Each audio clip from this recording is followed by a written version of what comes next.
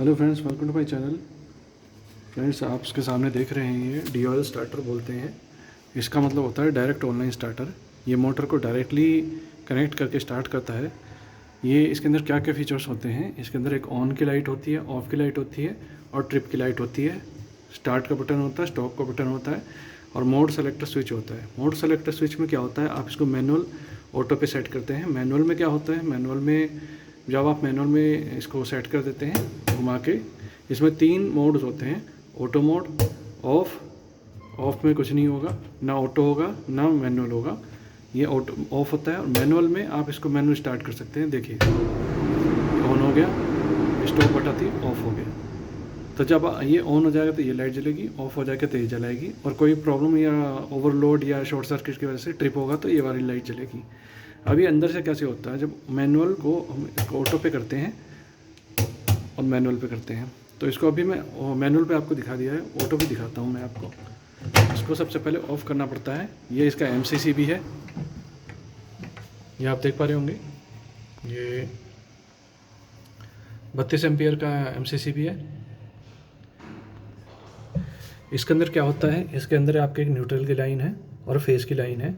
ये neutral phase की line जो है आपकी, ये आपके जो 3 फेज़ सप्लाई होती है उसी में से, न्यूट्रल में से लिया जाती है। आप यहाँ देख सकते हैं न्यूट्रल है, ये न्यूट्रल आ रही है, ये इसकी इनकमर है, ये आउटगोइंग है। इनकमर में neutral RYB, red yellow blue phase है और एक न्यूट्रल है। तो न्यूट्रल की सप्लाई तो यहाँ से इसको N के थ्रू मिल जाती है, और K1 जो इसकी, ये इसकी यहाँ पे फेज़ की सप्लाई है, ये इन्हीं में से किसी एक तार में कनेक्ट करके और इसको दे दी जाती है। तो फ्रेंड्स, इसमें क्या होता है, पहले फेज़ न्यूट्रल, देखिए न्यूट्रल डायरेक्ट चली जाती है हर जगह। अब उसके बाद इसके अंदर होता है MCC भी, कंट्रोल MCC भी, कंट्रोल MC भी, और दूसरा होता है इसका फेस सिक्वेंशियल रिले, या फेस को चेक करने वाली रिले होती है, इसका नाम मुझे याद नहीं आ रहा है। उसके बाद आपका कॉन्टैक्टर होता है, और कॉन्टैक्टर के ऊपर एक ऑक्सिलरी एड ऑन ब्लॉक लगा हुआ है। उसके बाद आपका होता है मोटर को, ये क्या कहते हैं, ओवरलोड प्रोटेक्टर रिले, इसको OLP भी बोलते हैं, ये MCC भी है। जब इसको हम चालू करते हैं तो ये जो सप्लाई है ये पहले यहाँ आ रही है, इसको चालू करने के बाद ये सप्लाई सीधा आपके MCC इसमें कॉन्टैक्टर में जाती है, और इसी से एक सप्लाई आप देख पा रहे होंगे, यहाँ से K10 आ रही है, अगर आप देख पा रहे होंगे तो K10 E30। तो K10 आपकी RYB E30, K10 और E30 ये फेस में है, और ये नीले में जो है एक वायर और लगी हुई है। तो ये तीनों फेस जो है इस रिले को मिलती है। ये रिले ये चेक करती है कि फेस का सीक्वेंस ठीक है, RYB में है या YBR में है या YRB में है, उल्टा तो नहीं है। अगर उल्टा होगा तो मोटर उल्टी घूमेगी, तो मोटर उल्टी ही घूम जाती है कई बार, तो उस चक्कर में बेल्ट वगैरह उतर जाती है या कोई और मशीनरी ख़राब हो सकती है। तो उससे बचाने के लिए ये जो है, ये आपका रिले होता है, फेज़ सीक्वेंस टेस्टिंग रिले होती है। उसको मुझे ध्यान नहीं आ रहा क्या होती है। ये चेक करती है कि आपका फेस ठीक है। अगर फेस ठीक होगा तो ये दोनों वायर्स को आपस में कनेक्ट कर देगी। रिले इसके अंदर NO पॉइंट होता है, NO पॉइंट आपस में कनेक्ट हो जाता है अगर फेस आपकी ठीक डायरेक्शन में आ रही है। तो ये आपके कॉन्टैक्टर को जो है इसकी वायरिंग के थ्रू जो है, ऑटो मैनुअल के थ्रू जो है, फिर आपने ऑटो किया हुआ है तो इन स्विचों में जाएगी आगे सप्लाई, और मैनुअल है तो फिर रिमोट वाले वायर में करंट आ जाता है, इसकी आउटगोइंग की सप्लाई यहाँ आ जाती है। और ये वायर जो है वापस एक वायर ये जा रही है रिले की कॉइल में, और एक वायर यहाँ से जाती है रिले की कॉइल में।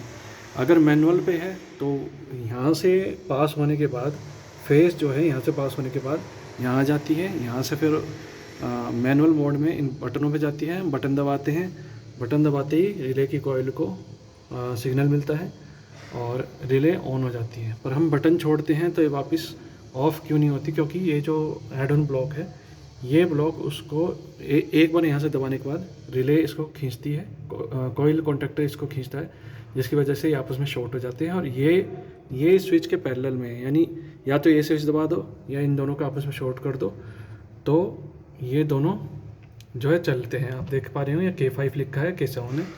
और यहाँ पे K5 लिखा है, K7 है। तो या तो इनको दबा दो, आपस में शॉर्ट कर दो, या इनको आपस में शॉर्ट कर दो, तो कॉन्टेक्टर हमारा ऑन हो जाता है। तो एक बार हमने इसको दबाया तो ये दोनों शॉर्ट हो गए। कॉन्टेक्टर की कॉइल ने इस कॉन्टेक्टर को अंदर की तरफ खींचा तो ये दोनों भी शॉर्ट हो गए। अब ये दोनों शॉर्ट हो गए तो कॉइल को डायरेक्ट पावर मिलने लगी इसके थ्रू। तो इसलिए बटन छोड़ने के बाद भी कॉइल को यहाँ से पावर मिलती है, जिसकी वजह से कॉइल परमानेंट ऑन हो जाती है। अब इसके थ्रू करंट मिलने लगता है। ये इनमें से एक वायर जो है इस स्टॉप वाले बटन के थ्रू है, आप देख पाए K5 तो इसके थ्रू मिलता है। जब इसको बटन दबाते हैं, ये आपस में अंदर से नॉर्मली कनेक्टेड रहता है, ठीक है। जब इसको बटन दबाते हैं तो वो डिस्कनेक्ट हो जाता है, कॉइल को पावर मिलना बंद हो जाती है और जो कॉन्टेक्टर है वो खुल जाता है, जिससे मोटर बंद हो जाती है। अब ट्रिप का कैसे पता चलता है कि हमारी मोटर जो है ओवरलोड होने की वजह से ट्रिप हुई है। ओवरलोड होने वाले जो लाइट है, ऑयल ओवरलोड की जो लाइट है, इसका कनेक्शन होता है, आप देखो K8 और N1।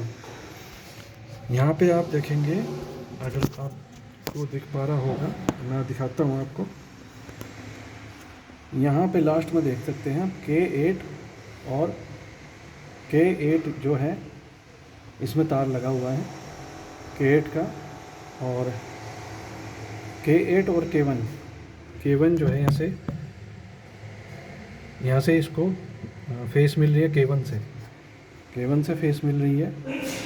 और जब ये ओवरलोड हो जाता है तो ये ट्रिप मारता है तो K1 और K8 आपस में जुड़ जाते हैं, जिससे क्या फेस जो है K8 में से निकल के यहाँ जाता है लाइट के अंदर। इसको न्यूट्रल मिल रही है डायरेक्ट, और लाइट से इसको K8 मिल जाती है।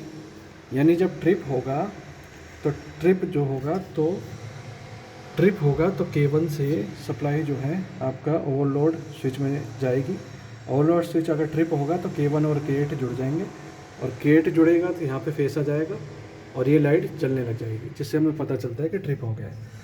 ट्रिप होने के बाद जो है यहाँ पर होता है इसकी एम्पियरेज सेटिंग, यानी कितने एम्पियर के बाद ये ट्रिप हो जाएगा। तो यहाँ पे 25 एम्पियर मैक्स है, तो यहाँ पे 4.5 यहाँ 25 एम्पियर मैक्स है, 4.5 एम्पियर से लेके 7.5 एम्पियर के बीच में इसको ट्रिप सेट कर सकते हैं।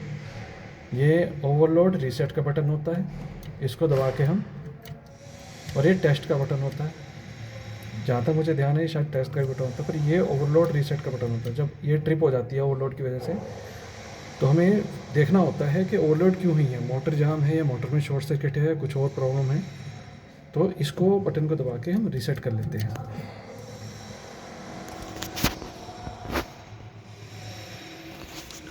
तो इस तरह से ये काम करता है। तो अब जैसे ये 3 लाइट है। अब इसको कैसे पता चलता है कि हमारा जो मोटर है वो चालू हो गई है। अगर आप यहाँ देखेंगे तो N1 न्यूट्रल यहाँ भी मिल रहा है, न्यूट्रल इस लाइट को भी मिल रहा है, न्यूट्रल इसको भी मिल रहा है। तो न्यूट्रल हर जगह कॉमन सबको डायरेक्ट मिला होता है। तो K7 पे लाइट करंट आना चाहिए ऑन होने के बाद। तो जब ये कॉन्टेक्टर आप देख पा रहे होंगे, K1 क्या था, फेस था हमारा, MCB से फेस आ रहा था, MCB से फेस था K1। तो एक फेस जो है यहाँ पे K1 में भी आता है।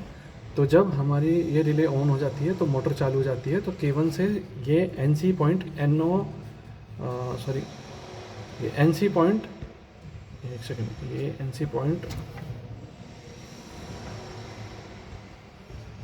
NC पॉइंट जो है डिस्कनेक्ट हो जाता है K9।